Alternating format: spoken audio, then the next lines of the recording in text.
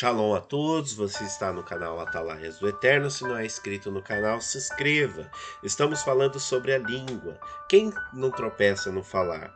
Nós vamos falar de maneira digna da nossa fé.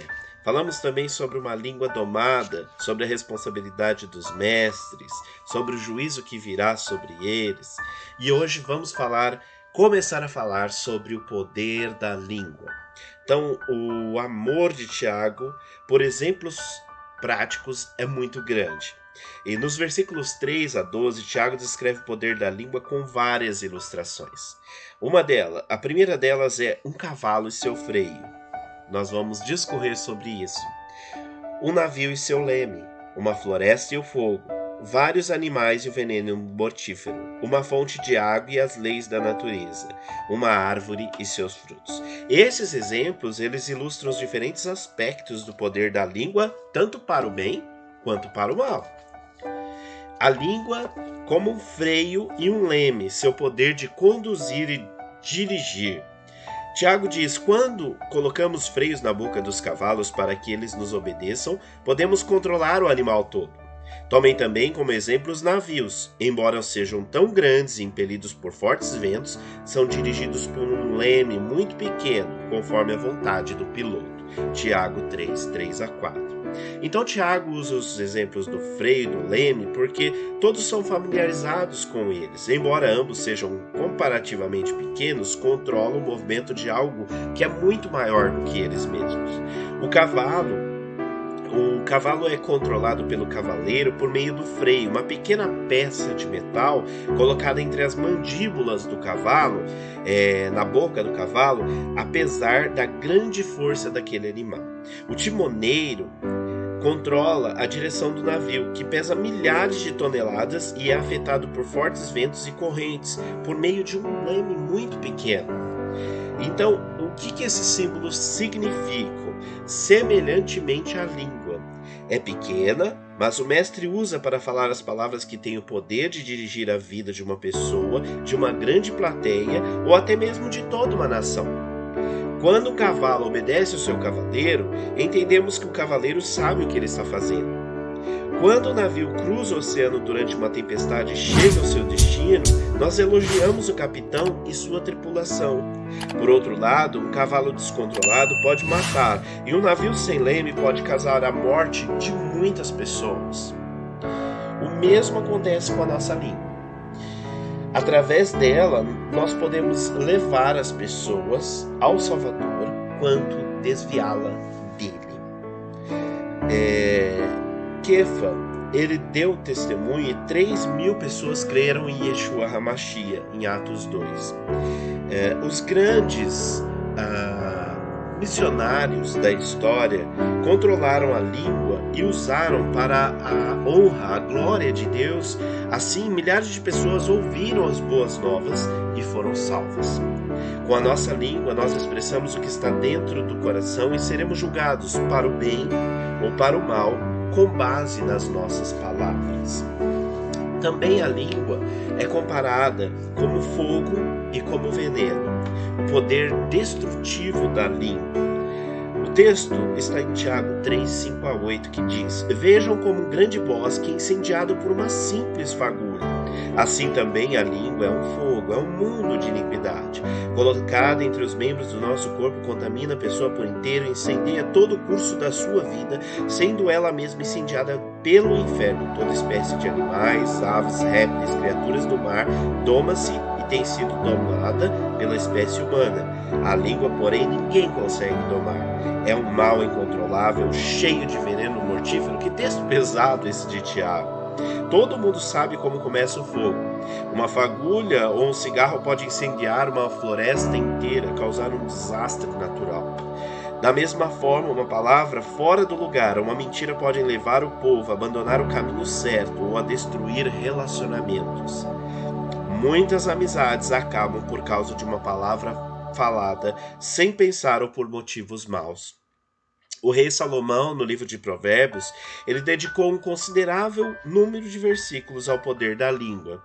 Por exemplo, em Provérbios 10, 19, quando são muitas as palavras, o pecado está presente, mas quem controla a língua é sensato. Provérbios 12, 22. O Senhor odeia os lábios mentirosos, mas se deleita com os que falam a verdade. Provérbios 15, 1. A resposta calma desvia a fúria, mas a palavra ríspida desperta a ira. Provérbios 17, 27. Quem tem conhecimento é comedido no falar, e quem tem entendimento é de espírito sereno. Provérbios 21, 23. Quem é cuidadoso no falar evita muito sofrimento. Provérbios 26, 21. O que o carvão é para as brasas e a lenha para a fogueira, o amigo de brigas é para atiçar discórdias. Controlar a nossa língua pode até salvar vidas. Dos dias no serviço militar de Israel, havia vários cartazes colocado aviso em quase todas as bases militares com a seguinte inscrição: a morte e a vida estão no poder da língua. Provérbios 18, 21. Isso não é exagero. A língua é o fogo, cheio de veneno mortífero. O fogo destrói e consome, e o veneno mata. Da mesma forma, nossa língua é capaz de destruir amizades e envenenar relacionamentos.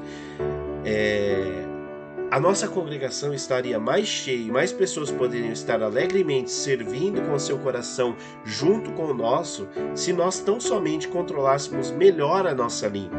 E estou dizendo isso, em primeiro lugar, para mim mesmo.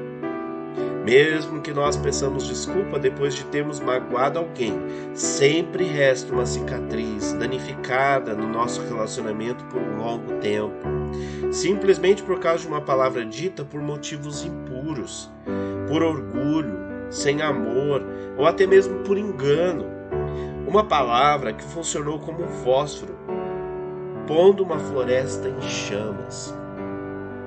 Incendeia todo o curso da sua vida. Tiago compara a sua vida a uma roda que gira, uma roda como um corredor. Isso é um circuito de efeitos físicos.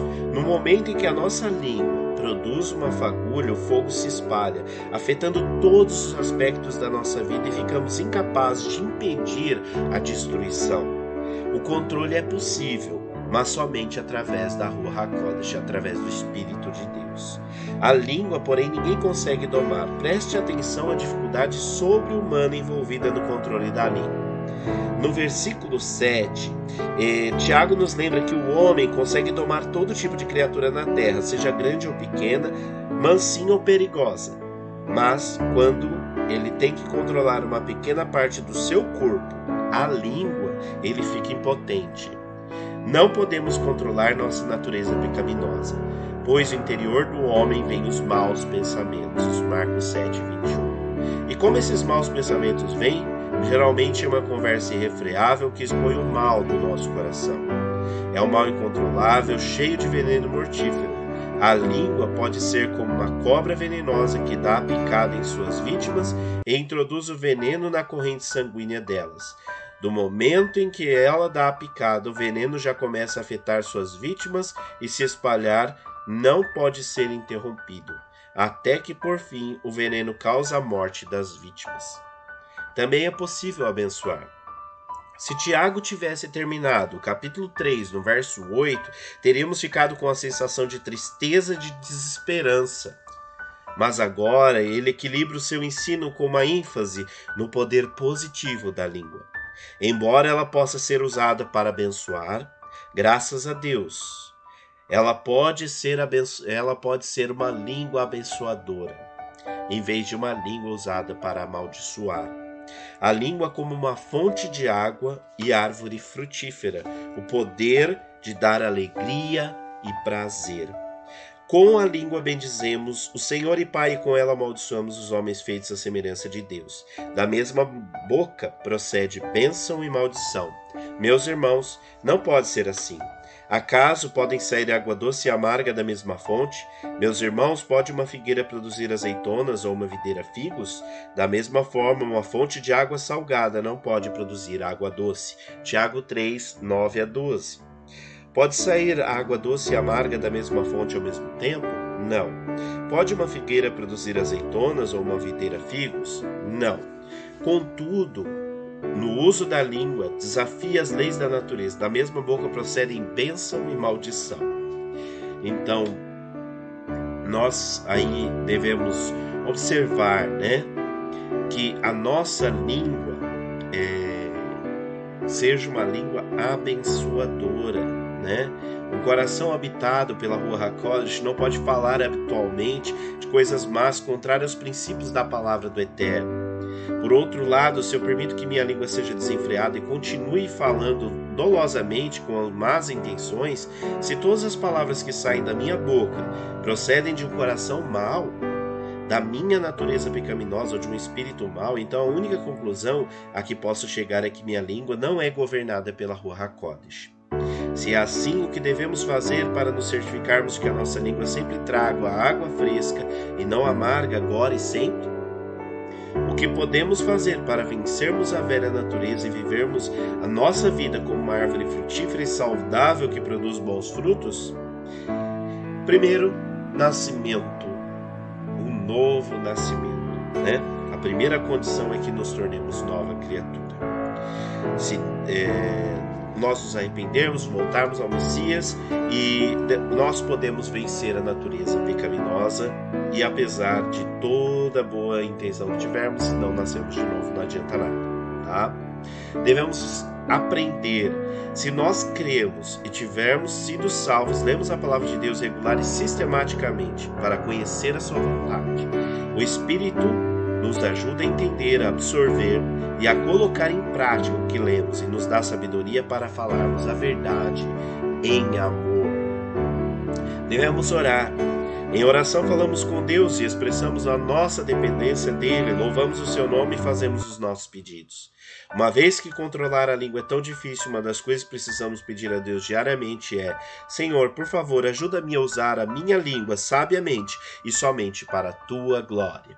Tem algumas orações aqui sobre a língua, tá? E eu recomendo que você volte lá. Devemos fazer parte de uma comunidade que creia na palavra do Eterno e assim sermos ajudados por outras pessoas. Devemos confessar os nossos pecados e buscar reparar os danos que causamos. Se nós pecarmos e usamos a língua de maneira errada para o mal, pois todos tropeçamos de muitas maneiras, a Ruach HaKodesh que habita em nós nos dará poder para pedirmos perdão e acertarmos o problema. A língua, ela tem o poder de edificar. Foi isso que Shaul HaShali, o apóstolo Paulo, disse aos discípulos em Éfeso: nenhuma palavra torpe saia da boca de vocês, mas apenas a que for útil para edificar os outros, conforme a necessidade, para que conceda graça aos que a ouvem. Não entristeçam a Ruach HaKodesh de Adonai, o Espírito Santo de Deus, com o qual vocês foram selados para o dia da redenção. Efésios 4, 29 e 30. Então, no próximo capítulo da carta de Efésios, Paulo instrui seus leitores a serem cheios da Ruach HaKodesh, do Espírito Santo. Efésios 5, 18 e 19. A decisão que lhe damos autoridade sobre todos os aspectos da nossa vida dá a ele o controle também sobre a nossa língua. Com ele no controle, todas as palavras que saírem da nossa boca farão o bem e não o mal. Você quer controlar sua língua? Então deixe que o Espírito Santo se encarregue dela. Essa é a única maneira de você não ter medo de falar. É o único meio de assegurar que as suas palavras glorificarão o nome de Yeshua HaMashiach, em vez de serem ferramentas de Satanás. No verso 1, capítulo 3, aprendemos que Tiago fala ali em primeiro lugar, e especialmente para os mestres, porque a língua deles é uma ferramenta essencial e muitos ouvidos ouvem o que eles dizem. Vamos ter em mente também que todo homem casado, todo pai, todo chefe de família é em certo sentido um mestre. Deus deu a eles e suas esposas a responsabilidade de ensinarem a palavra do Eterno aos seus filhos. Portanto, o que acontece é que todos nós é exigido ouvirmos e guardarmos no coração as advertências de Tiago. Shalom, shalom, não deixe de curtir, compartilhar, se inscrever no canal, ativar o sininho das notificações, deixe o seu shalom, seu comentário, seu pedido de oração abaixo, ajude-nos também a aumentar o alcance desse canal, compartilhando com os seus amigos. Shalom, shalom.